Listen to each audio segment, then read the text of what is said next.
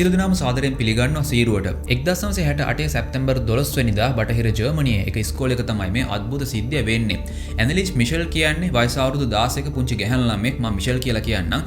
Michelle මේ වෙලේ තමන්ගේ පන්තියේ යහළුවන් එක්ක ගුරුතුමියගේ පාඩමට හැමකම් දීගෙන ඉන්නේ. නමුත් එක පාරටම මිෂෙල්ගේ අතේ තියෙන පැන්සල බිම වැටෙනවා.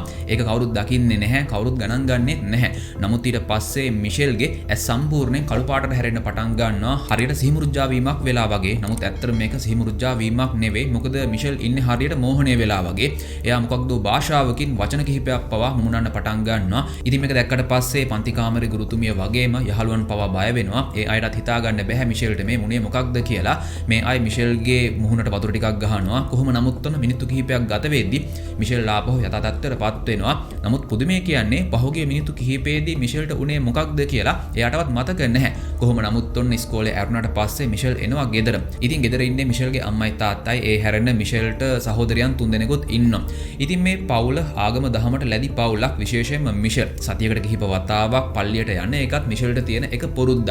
කොහොම නමුත් ඔන්න පහුවෙනිදා මිෂෙල්ට ඉස්කෝලේ නැහැ. නිවාඩු දවසක්. අන්න ඒක නිසා මිෂෙල් යනවා පල්ලියට. පල්ලියට ගිහින් ආපහු මිෂෙල් එනවා ගෙදර. නමුත් මේ දවසේදී මිෂෙල්ට වෙනදාට වඩා අමුතු මහන්සියක් දැනෙන්න පටන් ගන්නවා. ඒත් මිෂෙල් මේක ගණන් ගන්නේ නැහැ. මිෂෙල් තමන්ගේ පවුලේ අයත් එක්ක රැට කෑම කාලා යනවා තමන්ගේ කාමරයට නිදා ගන්න. නමුත් ඔන්න මේ දවසේ මධ්‍යම රාත්‍රියේ වෙද්දී මිෂෙල්ට දැනෙනවා හරියට තමන්ගේ කාමරේ කවුරු හරි ඉන්නවා වගේ කියලා. සමහර විට මේක ඔයාලටත් දැනලා ඇති. කාමරේ කවුරු හරි ඉන්නවා වගේ කියලා අපිට හැඟීමක් ඇති වෙනවා. නමුත් ඇත්තටම කාමරේ කවුරුත් නැහැ. අන්න ඒ වගේම හැඟීමක් තමයි මිෂෙල්ට ඇති වෙන්නේ. මිෂෙල් ඇඳෙන් නැගිටින්නේ නැහැ. ඒත් මිෂෙල් ඉන්නේ අවදි වෙලා මිනිත්තු කිහිපයක් ඉඳලා මිෂෙල් එහෙම ආපහු නිදා ගන්නවා. නමුත් ඔන්න මේ දවසේ පාන්දර 1 වෙලා මිනිත්තු කිහිපයක් ගත වෙද්දී මිෂෙල් එකපාරටම බය වෙනවා. මොකද මිෂෙල්ගේ පපුව උඩට කවුරු හරි නැගලා එයාව මරන්න උත්සාහ කරනවා වගේ හුස්ම හිර කරන්න උත්සාහ කරනවා වගේ කියලා මිෂෙල්ට දැනෙන්න පටන් ගන්නවා. ඒත් ඇත්තටම මිෂෙල්ගේ පපුව උඩ එහෙම කිසිම කෙනෙක් පේන්නේ නැහැ. මිෂෙල් කෑ ගහන්න උත්සාහ කරනවා. ඒත් අඩුම තරමේ මිෂෙල්ගේ කටෙන් වචනයක්වත් පිට වෙන්නේ නැහැ. ඉතින් ඔන්න මේ අద్భుත සිදුවීමක් තියෙන්නේ මිනිත්තු කිහිපයක් විතරයි. එතනින් පස්සේ මේක සම්පූර්ණයෙන් නැති වෙලා යනවා. උනේ මොකක්ද කියලා මිෂෙල්ට හිතා ගන්නවත් බැහැ. කොහොම නමුත් මෙතනින් පස්සේ මිෂෙල්ට නිින්ද යන්නේ නැහැ. මිෂෙල් පහුවෙනිදා උදෙන්ම මේ සිද්ධිය ගැන අම්මට කියනවා. ඒත් අම්මා හිතන්නේ සමහර විට මිෂෙල් මොකක් හරි විදියක භයානක හීනයක් දකින්න නැති කියලා. කොහොම නමුත් ඔන්න මෙතනින් පස්සේ කාලයක් යනකන් ආපහු මේ වගේ අద్భుත සිද්ධියක් වෙන්නේ නැහැ. මේ විදියට මාස 11ක් ගත වෙනවා. ඔන්න ඊට පස්සේ ඒ කියන්නේ 1969 අගෝස්තු මාසේ ආපහු මේ වගේ දෙයක් සිද්ධ වෙනවා. ඒ කියන්නේ මිෂෙල් නිදාගෙන ඉන්නවා. එකපාරටම පපුව කවුරු හරි හිර කරනවා වගේ හැඟීමක් මිෂෙල්ට දැනෙනවා. ඉතින් මේක මිෂෙල් දකින්න භයානක හීනයක් නෙවෙයි. අන්න ඒක නිසා මිෂෙල් මේක ගැන අම්මට කිව්වට පස්සේ අම්මා මිෂෙල්ව එක් කරගෙන යනවා මෙයාලගේ පවුලේ වෛද්‍යවරයා ළඟට. එයා තමයි ඩොක්ටර් වෝක්. මේ අය ඩොක්ටර් වෝක්ට සම්පූර්ණ සිද්ධිය කියනවා. ඩොක්ටර් වෝක් ඊට පස්සේ මිෂෙල්ව දානවා ස්නායු සම්බන්ධ වෛද්‍යවරියක් ළඟට. එයා තමයි ඩොක්ටර් ලුති. ඩොක්ටර් ලුති ඊට පස්සේ මිෂෙල්ව පරීක්ෂා කරලා බලනවා. නමුත් ඔන්න මේ වාර්තාවල කිසිම ප්‍රශ්නයක් නැහැ. නමුත් මේ වුණ සිද්ධිය නිසා ඩොක්ටර් ලුති සැක කරනවා සමහර විට මිෂෙල්ට ඇත්තේ අපස්මාරය වෙන්න පුළුවන් කියලා. නමුත් ඇත්තට මේක අපස්මාර රෝගී තත්වයක් නෙවෙයි. එහෙනම් ඇත්තටම මිෂෙල්ට මේ වෙන්නේ මොකක්ද? කොහොම නමුත් මෙතනින් පස්සේ මිෂෙල්ට සෑහෙන අద్భుත දරුණු දේවල් ගොඩකට මුහුණ දෙන්න සිද්ධ වෙනවා. මේක මොනතරම් දරුණුයිද අద్భుතයිද කියලා කියනවා නම් මේ සිදුවීම තමයි ලෝකේ භයානකම සත්‍ය හොල්මන් සිදුවීම. අන්න ඒක නිසාම 2005 දී The Exorcism of Emily Rose නමින් චිත්‍රපටයක් පවා නිර්මාණය වුණා. මේ සත්‍ය සිදුවීම පාදක කරගෙන. කොහොම නමුත් මෙතනින් පස්සේ මිෂෙල්ට එකපාරටම අద్భుත කටහඬවල් ඇහෙන්න පටන් ගන්නවා. ඒත් එහෙම කටහඬක් වෙනත් කිසිම කෙනෙක්ට ඇහෙන්නේ නැහැ. මිෂෙල් නම් කියන්නේ එයාට ඒ වගේ කටහඬවල් ඇහෙන්නේ අපායේ ඉඳන් කියලා. ඒ විතරක් නෙවෙයි මිෂෙල්ට විතරක් එක එක අద్భుත මායාවල් වගේ දේවල් පේන්න පටන් ගන්නවා. අන්න ඒක නිසා මිෂෙල් සෑහෙන්න බය වෙනවා. මේ බය වෙන හැම අවස්ථාවකදීම මිෂෙල් දෙවියන්ට යාඥා කරනවා. මිෂෙල් එක දවසකට මොනතරම් යාඥා කළාද කියලා කියනවා නම් මිෂෙල් එක දවසක් ඇතුළත දෙවියන්ට 600 වතාවක් විතර යාඥා කරන්න පටන් ගන්නවා. මේ යාඥා කිරීම නිසා මිෂෙල්ගේ ධන හිසට පවා ආබාධයක් ඇති වෙලා තියෙනවා. මම හිතන්නේ ඔයාලට තේරෙනවා ඇති මේක මොනතරම් දරුණු සිද්ධියක්ද කියලා. නමුත් ඇත්තට මේක ආරම්භයක් විතරයි. ඒකට හේතුව තමයි ඔන්න මේ විදියට සති කිහිපයක් ගත වෙලා යනවා. මිෂෙල්ට මේ වෙලා තියෙන්නේ මොකක්ද කියලා පවුලේ අයටවත් හිතා ගන්න බැහැ. කොහොම නමුත් ඔන්න එක දවසක රෑ මිෂෙල්ගේ අම්මට බල්ලෙක් බුරන හඬක් ඇහෙනවා. මිෂෙල්ගේ අම්මා නැගිටලා බලනවා මොකද මෙයාලට බල්ලෙක් නැහැ. එහෙනම් කොහොමද මේ වගේ රෑක බල්ලෙක් බුරන හඬක් එළියෙන් ඇහෙන්නේ? ඔන්න නැගිට්ටට පස්සේ මිෂෙල්ගේ අම්මට තේරෙනවා බල්ලෙක් බුරන හඬ ඇහෙන්නේ එළියෙන් නෙවෙයි ගෙදර ඇතුලෙන් කියලා. හරියටම කියනවා මිෂෙල්ගේ කාමරේ පැත්තෙන්. අම්මා එනවා බල්ලෙක් බුරන හඬක් මිෂෙල්ගේ කාමරේ පැත්තෙන් ඇහෙන්නේ කොහොමද කියලා බලන්න. ඔන්න දකින්න දේ නිසා අම්මා සෑහෙන්න බය වෙනවා. මොකද මේ වෙද්දි මිෂෙල් නිදි නැහැ. මිෂෙල් ඉන්නේ එයාගේ කාමරේ මේසේ යට. ඇස් සම්පූර්ණයෙන් කළු පාටට හැරිලා. ඇත්තට මේ විදිහට බල්ලෙක් බුරන හඬක් ඇහෙන්නේ බල්ලෙක් නිසා නෙවෙයි මිෂෙල් නිසා. මිෂෙල්ගේ කට ඇතුලෙන් තමයි මේ සද්දය එන්නේ. ඉතින් මේ මිෂෙල්ට වෙලා තියෙන්නේ මොකක්ද? මෙතනින් පස්සේ මිෂෙල්ට මොන වගේ දරුණු අద్భుත දේවල් වලට මුහුණ දෙන්න සිද්ධ වෙයිද? මිෂෙල්ට වෙලා තියෙන්නේ මොකක්ද කියලා ඒ නිරහස හොයාගෙන පවුලේ අයට මිෂෙල්ව බේරගන්න පුළුවන් වෙයිද? ඔන්න එහෙනම් ලයික් එකක් දාලාම වීඩියෝ එක බලන්න පටන් ගන්න. මිෂෙල්ට උනේ මොකක්ද කියලා සම්පූර්ණම කතාව අද සිරුරේ මම ඔයාලට කියන්නම්.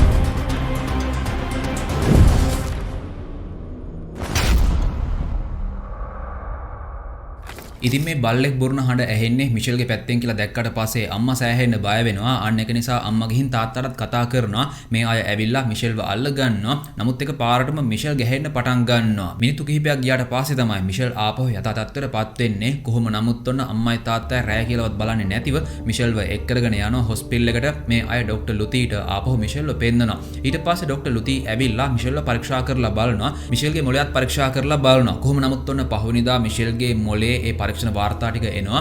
ඒත් පුදුමය කියන්නේ මේ වාර්තාවල කිසිම අවුලක් පේන්නේ නැහැ. සමහර විට මොකක් හරි මානසික ආබාධයක් වගේ දෙයක් මිෂෙල්ට ඇති කියලා තමයි ડોක්ටර් ලුති හිතන්නේ. අන්න ඒක නිසා ડોක්ටර් ලුති මිෂෙල්ට මේ තත්ත්වය සමනය වෙන්න බෙහෙත් දෙනවා. ඒත් මේ බෙහෙත් වලිනුත් වැඩක් වෙන්නේ නැහැ, සුව වෙන්නේ නැහැ කියලා මිෂෙල්ගේ පවුලේ අයටත් තේරලා තියෙන්නේ. කොහොම නමුත් ඔන්න මේ විදිහට දවස් කිහිපයක් ගත වෙනවා. මිෂෙල්ට තියෙන මේ දරුණු තත්ත්වය නිසා දැන් මිෂෙල් ඉස්කෝලේ යන්නේ නැහැ. අම්මයි තාත්තයි මිෂෙල්ව ඉස්කෝලේ යවන්නේ නැහැ. ඉතින් මේ දවස් කිහිපය පුරාවටම මිෂෙල් කරන්නේ පැත්තක් දිහා බලාගෙන ඉන්න එක. සමහර වෙලාවට නම් එයාගේ මුහුණෙන් කිසිම හැඟීමක් පේන්නේ නැහැ. ඒත් තවත් සමහර වෙලාවල් වලදී මිෂෙල් අඬනවා. සමහර වෙලාවල් වලදී මිෂෙල් hina වෙනවා. අම්මා ගිහින් අහනවා මිෂෙල්ගේ මොකක් හරි ප්‍රශ්නයක්ද කියලා.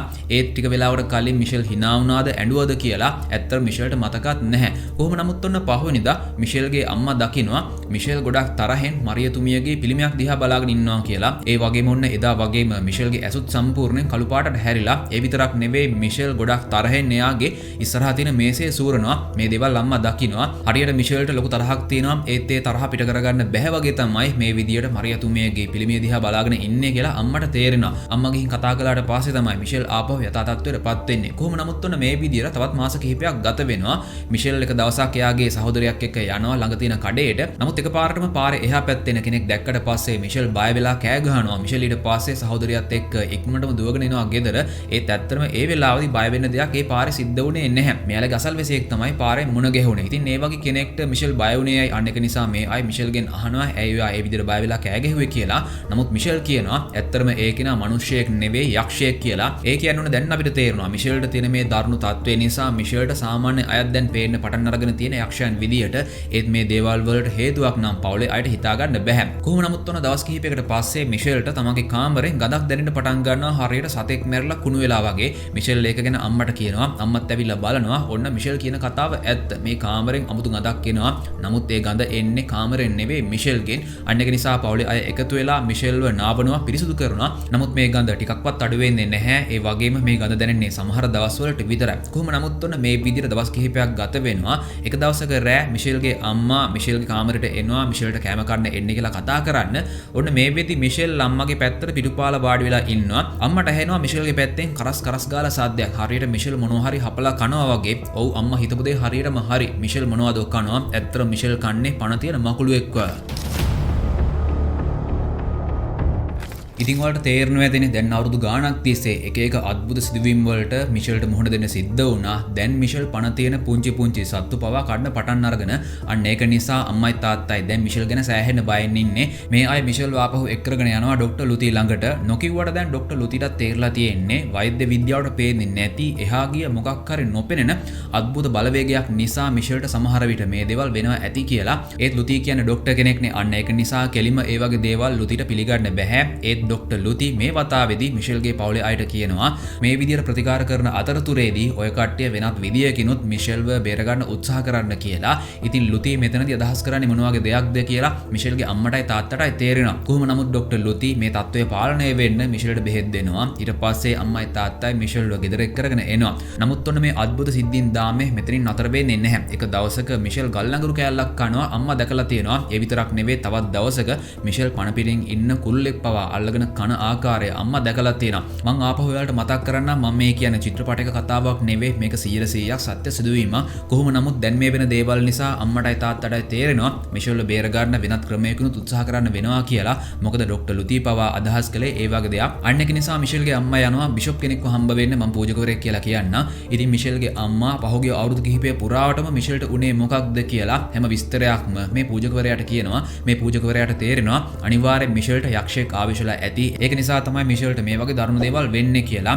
ඉතින් මේකට තියෙන එකම පිළියමක් විතරයි. ඒ පිළියම තමයි එක්සොසිසම් එකක් කරන එක. එහෙම නැත්නම් පළවා හැරීමක් කරන එක. සමහර තැන්වලදී ඒක හඳුන්වන්නේ ශාන්ති කර්මයක් විදියට. කොහොම නමුත් මේ පූජකවරයා මුලින්ම ගෙදර ඇවිල්ලා මිෂෙල්ව පරීක්ෂා කරලා බලනවා. මේ අය ශාන්ති කර්මය කරන්න කලින් හරියටම දැනගන්න ඕනේ මිෂෙල්ට ආවේශලා ඉන්න ඒ යක්ෂයා ගැන. අන්න ඒක නිසා මේ පූජකවරයා කතෝලික දහමේ තියෙන ඒ අදාළ ගාථාවල් කියලා දැන් පරීක්ෂා කරලා බලන්න හදන්නේ මිෂෙල්ට ආවේශලා ඉන්න ඒ යක්ෂයා කවුද කියලා. ඔන්න මේ පූජකවරයා නිගමනය කරපු දේ හරියටම හරි. මිෂෙල්ට යක්ෂයෙක් ආවේශලා ඉන්නේ. නමුත් මිෂෙල්ට මේ වෙදි එක යක්ෂයෙක් නෙවෙයි යක්ෂයන් 6 දෙනෙක් ආවේශලා ඉන්නවා. පළවෙනි කෙනා තමයි ජර්මානු ඒකාධිපති ඇඩොල්ෆ් හිට්ලර්. දෙවෙනි කෙනා තමයි රෝමානු අධිරාජ්‍යයෙක් වුණ නීරෝ. තුන්වෙනි කෙනා තමයි ජේසුස් වහන්සේගේ ගෝලයෙක් වෙලා හිටපු ජුදාස් කියන කෙනා. ජුදාස් කියන්නේ ජේසුස් වහන්සේව රවට්ටපු දරුණු කෙනෙක්. හතරවෙනි කෙනා තමයි ආදම්ගේ පුතා. එයාගෙනම තමයි කායින්. කායින් කියන්නේ තමන්ගේ සහෝදරයෙක්ව අමුමුවේ ඝාතනය කරපු දරුණු කෙනෙක්. පස්වෙනි කෙනා තමයි ක්‍රිස්තියානු දහමේ ඉන්න ප්‍රධාන යක්ෂයා. ඒ කියන්නේ ලුසිෆර්. හයවෙනි කෙනාගේ නම තමයි වැලන්ටින් ෆ්ලයිෂ්මන්. මේ ෆ්ලයිෂ්මන් කියන්නේ 1500 ගණන් වල හිටපු පූජකයෙක්. නමුත් ඒ දවස්වලදීම මේ පූජකවරයාව පල්ලියෙන් නිරපලා තියෙනවා. මොකද මේ පූජකවරයා ඒ තරම් හොඳ කෙනෙක් නෙවෙයි. දරුණු මිනිමරුම් ගණනාවක් පවා කරලා තියෙනවා. කොහොම නමුත් ඔන්න මේ යක්ෂයන් 6 දෙනා හරියටම දැනගත්තාට පස්සේ තමයි මේ අය එක්සොසිසම් එක එහෙම නැත්නම් ශාන්ති කර්මය ආරම්භ කරන්නේ. නමුත් ඔන්න හිතුවට වඩා මේ වැඩේ සෑහෙන අමාරුයි. මොකද මිෂෙල්ට මේ වෙදි යක්ෂයන් 6 දෙනෙක් ආවේශලා ඉන්නවා. ඒ යක්ෂයන් 6 දෙනාම මිෂෙල් හරහා කතා කරන්න පටන් ගන්නවා. ඉතින් මේ ශාන්ති කර්මයේදී මිෂෙල් හරහා ආපු ඒ කටහඬවල් ඔක්කොම පටිගත කරලා තියෙනවා. ඔන්න මන් දැන් ඔයාලට මුලින්ම දාලා පෙන්නන්න මිෂෙල්ගේ ඇත්තම කටහඬ. Ich nehme das nicht mehr aus, Charlie, sie sind jahrelang nicht gefühlt. Ich wusste, was war, wussten sie nicht, wussten, dass ich es war. Wussten nur, wenn ich jemanden lernen, eine Frage schwierig. ඔයාලට තේරුණා ඇතිනේ මිෂෙල්ට තියෙන්නේ බොහොම සාමාන්‍ය කටහඬක්. නමුත් ඔන්න මෙතනින් පස්සේ මම ඔයාලට දාලා පෙන්නන්නම් මිෂෙල්ගේ ඇඟ ඇතුලේ ඉන්න ඒ යක්ෂයන් කතා කරද්දී ඒක කොහොමද ඇහුනේ කියලා.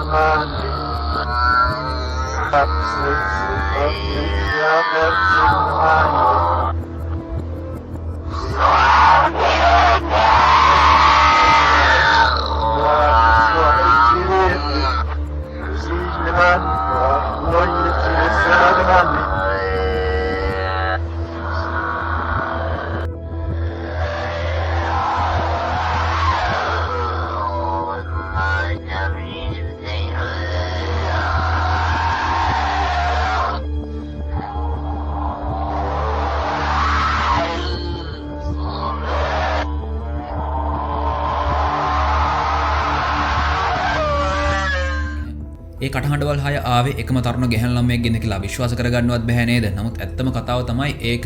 ඒ වගේම මෙතන තවත් හිතාගන්න බැරි දෙයක් තියෙනවා. හිතාගන්න බැරි අමුතු දෙයක් තියෙනවා. ඒක තමයි මිෂෙල්ට ආවේශ වුණ ඒ යක්ෂයන් 6 දෙනාගෙන් 5 දෙනෙක් ගැනම මිෂෙල් දැනගෙන ඉන්න ඉඩකඩක් තියෙනවා. හිට්ලර්, නීරෝ, ජුදාස්, කායින් ඒ වගේම ලුසිෆර්. මෙන්න මේ 5 දෙනා ගැන දැනගෙන ඉන්න මිෂෙල් දැනගෙන ඉන්න ලොකු ඉඩකඩක් තියෙනවා. නමුත් අර වැලන්ටින් ෆ්ලයිෂ්මන් කියන ඒ පූජකවරයා ගැන මිෂෙල් දැනගෙන ඉන්න කිසිම ඉඩකඩක් නැහැ. මොකද එහෙම කෙනෙක් ගැන මිෂෙල් විතරක් නෙවෙයි මිෂෙල්ගේ පවුලේ කිසිම කෙනෙක් අහලා නැහැ. අන්න ඒක නිසා ෆ්ලයිෂ්මන් කියන ඒ පූජකවරයා ගැන මිෂෙල් දැනගත්තේ කොහොමද කියලා අදටත් හිතා ගන්න බෑ. නමුත් මේ ශාන්ති කර්මය කරන අතරතුරේදී ෆ්ලයිෂ්මන් කියන ඒ පූජකවරයාගේ ආත්මය එහෙම නැත්නම් ඒ යක්ෂයා ආවේශ වුණාට පස්සේ මිෂෙල් ෆ්ලයිෂ්මන් ගැන විස්තර ගොඩක් කියලා තියෙනවා. කොහොම නමුත් ඔන්න මිෂෙල් වෙනුවෙන් කරන මේ පළවෙනි ශාන්ති කර්මයෙන්ම මිෂෙල්ව බේරගන්න වෙන්නේ නැහැ. අන්න ඒ බව මේ අයට තේරෙනවා. ඒක නිසා මේ පූජකවරුන් මිෂෙල්ගේ අම්මටයි තාත්තටයි කියනවා තවත් ශාන්ති කර්ම ගණනාවක් කරන්න වෙයි කියලා. ඉතින් අම්මගේ තාත්තගේ හිතේත් මේ වෙලේ ලොකු බලාපොරොත්තුවක් තියෙනවා. මේ දේවල් වලින් හරි තමගේ දුවගේ ජීවිතේ බේරගන්න පුළුවන් වෙයි කියලා අම්මයි තාත්තයි විශ්වාස කරනවා. කොහොම නමුත් ඔන්න 1976 මැයි මාසයේ වෙද්දී මිෂෙල්ගේ තාත්තය තවත් දරුණුවට හැරෙන්න පටන් ගන්නවා. අම්මයි තාත්තයි මිෂෙල් ගැන අවධානයෙන් ඉන්නේ. නමුත් ඔන්න එක දවසක එක පාරටම මිෂෙල් තමන්ගේ ඔළුව බිත්තිය ගහ ගන්න පටන් ගන්නවා. මිෂෙල් තමන්ගේම ඇඟ හපා ගන්න පටන් ගන්නවා. ඒ විතරක් නෙවෙයි සමහර දවස්වලදී මිෂෙල් කාමරේ මූත්‍රා කරලා තමන්ගේම මූත්‍රා ලෙව කන්නත් පටන් ගන්නවා. අම්මා කෙනෙක් තාත්තා කෙනෙක් තමන්ගේ දුව මෙහෙම හැසිරෙද්දී කොහොම බලාගෙන ඉන්නද? අන්න ඒක නිසා බැරිම තැන මිෂෙල්ගේ අම්මයි තාත්තයි එකතු වෙලා මිෂෙල්ව ඇඳට තියලා ගැට ගහනවා. ඒ විතරක් නෙවෙයි මේ අය මිෂෙල්ට කෑම කවන්න හදද්දී මිෂෙල් දැන් කෑම කන්නෙත් නැහැ. මිෂෙල් කියන්නේ මට කෑම කන්න අවසර නැහැ කියලා. හරියට මිෂෙල්ට ආවේශලා ඉන්න ඒ යක්ෂයන් මිෂෙල්ට කෑම කන්න අවසර දෙන්නේ නැහැ වගේ කතාවක් තමයි මිෂෙල් මෙතනදී කියන්නේ. අන්න ඒක නිසා දවසින් දවස මිෂෙල් ෂෙය වෙන්න පටන් ගන්නවා. මේ දරුණු අద్భుත දේවල් වෙන්න කලින් නම් මිෂෙල්ගේ බර ආසන්න වශයෙන් කිලෝ 60ක් විතර. නමුත් මේ දේවල් නිසා දැන් මිෂෙල්ගේ බර කිලෝ 32 දක්වා අඩු වෙලා. මිෂෙල්ට දැන් මන්ද පෝෂණය. නමුත් මිෂෙල් මොනතරම් දුර්වල වුණත් එයාව හසුරවන්න නම් වැඩුණු පිරිමි කෙනෙක්ටවත් බෑ. ඒකට කිහිප දෙනෙක් අවශ්‍ය වෙනවා. මොකද මේ අය මිෂෙල්ව ශාන්ති කර්මයකට ගන්න කලින් එයාව ගැට ගහනවා. අන්න ඒ වැඩේ නම් කිසිම කෙනෙක්ට තනියම කරන්න බෑ. ඒ වැඩේට අනිවාර්යෙන් කිහිප දෙනෙක් අවශ්‍ය වෙනවා. මේ තරම් දුර්වල වුණත් මිෂෙල්ට මේ වගේ ලොකු ශක්තියක් තියෙන්නේ කොහොමද කියලා කාටවත් හිතා ගන්න බෑ. කොහොම නමුත් ඔන්න 1976 ජූනි මාසයේ වෙද්දී මිෂෙල්ව බේරගන්න ශාන්ති කර්ම ගණනාවක් කරලා තියෙනවා. ඒත් තවමත් ඒකෙන් හරියටම මිෂෙල්ව බේරගන්න ලැබිලා නැහැ. මේ වෙද්දී මිෂෙල්ගේ ඇස් සම්පූර්ණයෙන් යටට ගිලා බැහැලා. ඒ විතරක් නෙවෙයි මේ වෙද්දී මිෂෙල්ට සෑහෙන්න උන. නමුත් මේ තත්ත්වය මොනතරම් දරුණුවතට හැරුණත් මිෂෙල්ව වෛද්‍යවරයෙක් ළඟට එක් කරගෙන යන්න නම් මේ අයට අවස්ථාවක් ලැබෙන්නේ නැහැ. මොකද මිෂෙල් ඒකට ඉඩ දෙන්නේ නැහැ. කොහොම නමුත් ඔන්න හරියටම ජූනි 30 වෙනිදා මිෂෙල්ව බේරගන්න උත්සාහ කරන. ඒ කියන්නේ මේ ශාන්ති කර්ම කරන පූජකවරුන් එනවා. ඒ අවසාන ශාන්ති කර්ම කිහිපය මිෂෙල් වෙනුවෙන් කරලා කොහොම හරි මිෂෙල්ව සම්පූර්ණයෙන් බේරගන්න මේ පූජකවරුන් අම්මටයි තාත්තට කියන්නේ මේ ශාන්ති කර්ම කිහිපයෙන් නම් අනිවාර්යෙන් මිෂෙල්ව බේරගන්න අවස්ථාවක් තියෙනවා කියලා. අන්න ඒක නිසා මේ වෙද්දී අම්මගේ තාත්තගේ හිතේ ලොකු බලාපොරොත්තුවක් තියෙනවා කොහොම හරි මිෂෙල්ව බේරගන්න පුළුවන් වෙයි කියලා. අන්නේ විශ්වාසයත් එක්කම මේ දවසෙත් මේ පූජකවරු මිෂෙල් වෙනුවෙන් ශාන්ති කර්මයක් පවත්වනවා. කොහොම නමුත් ඔන්න පහුවෙනිදා උදේ අම්මා එනවා මිෂෙල්ට කතා කරන්න. ඒත් ඔන්න අද නම් මිෂෙල්ගෙන් කිසිම සද්දයක් නැහැ. අම්මා ළඟට ඇවිල්ලා දුවේ කියලා මිෂෙල්ට කතා කරනවා. ඔන්න මේ වෙද්දී මිෂෙල්ගේ සම්පූර්ණම ශරීරය සීතල වෙලා. ඒකට හේතුව තමයි මේ වෙද්දී මිෂෙල් ජීවිතුන් අතර නැහැ. එයා මිය ගිහින්. මිෂෙල්ව බේරගන්න ඒ වෙද්දී ශාන්ති කර්ම 60කට වඩා ප්‍රමාණයක් කරලා තිබුණා. නමුත් අවසානයේදී මිෂෙල්ව බේරගන්න මේ අයට බැරි වුණා. මිෂෙල් මිය ගියා. කොහොම නමුත් ඔන්න මිෂෙල්ගේ මරණයෙන් පස්සේ ගොඩක් අය මේ සිද්ධිය ගැන කතා කරන්න පටන් ගන්නවා. ඒ වගේම මේ සිද්ධිය ගැන පොලිසියත් දැනගන්නවා. නොසලකිලිමත්කම නිසා වුණ මිනිමැරුමක් විදියට ඒ චෝදනාව කෙලින්ම එන්නේ මිෂෙල්ගේ අම්මටයි තාත්තටයි අර පූජකවරු දෙන්න පැත්තටයි. අන්න ඒක නිසා පොලිසිය ඇවිල්ලා මේ අයව අත්අඩංගුවට ගන්නවා. කොහොම නමුත් ඔන්න 1978 මාර්තු 30 වෙනිදා මේ නඩුව අහන්න පටන් ගන්නවා. මේ අය මුලින්ම විස්තර අහන්නේ වෛද්‍යවරුන්ගෙන්.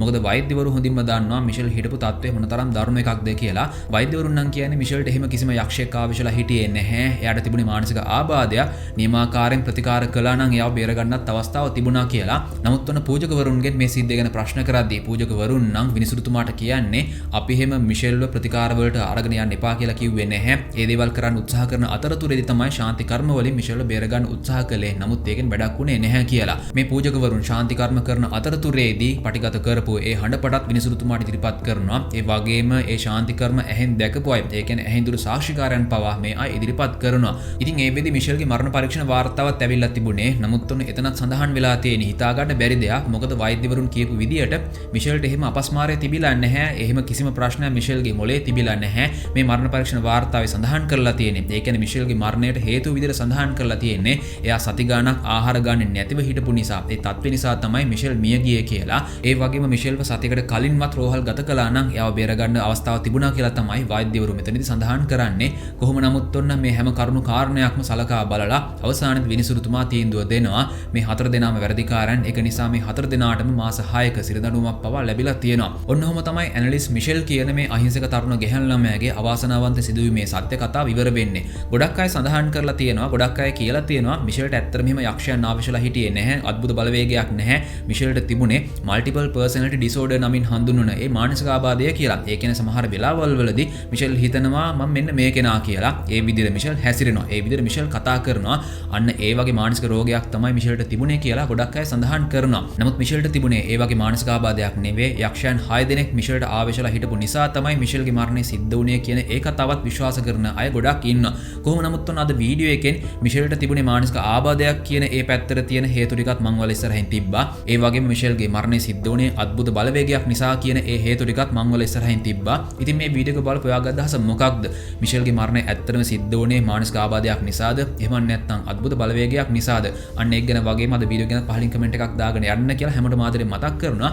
ඒ විතරක් නෙවෙයි අපේ සීරෝ YouTube channel එක subscribe කරන්න මග හැරුණ කෙනෙක් ඉන්නවා නම් ඔන්න පහලින් බලන්න subscribe button එක පේන තියෙනවා. එහෙනම් අනිවාර්යෙන් subscribe කරලා ඊට එහා පැත්තෙන් තියෙන bell icon එකත් click කරලා තියාගෙන ඉන්න. මොකද මේ වගේ videos ගොඩක් ඉස්සරහට අපි සීරුවෙන් අරගෙන එන්න බලාපොරොත්තු වෙන්න ඉන්නවා. එහෙනම් ඊළඟ සීරෝ වැඩසටහනින් ඉක්මනටම හම්බෙමු. එතකන් හැම කෙනෙක්ම පරිස්සමින් ඉන්න. We will meet again.